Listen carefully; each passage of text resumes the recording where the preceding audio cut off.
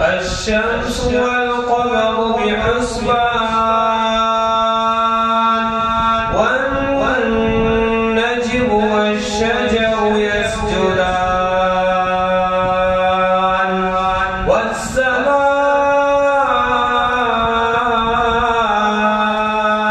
رفعها ووضع الميزان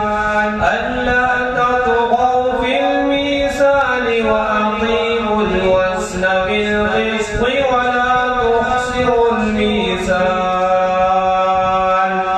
والأرض وضعها للأنام فيها فاكهة والنخل ذات الأكمام والحب ذو العصف والريحان فبأي آلاء ربكما تكذبان خلق الإنسان من صلصال كالفخار وخلق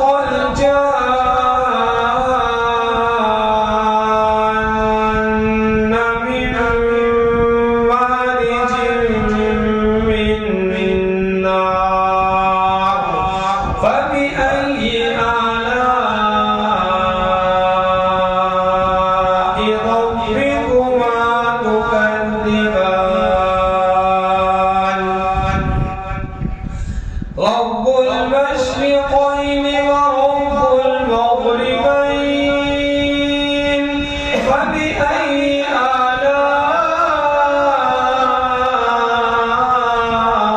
ربكما تكذبان مرج البحرين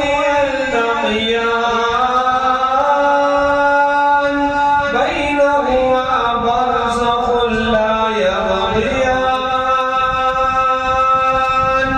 فبأي آلاء ربكما تكذبان يخرج منهما اللؤلؤ والمرجان فبأي آلاء ربكما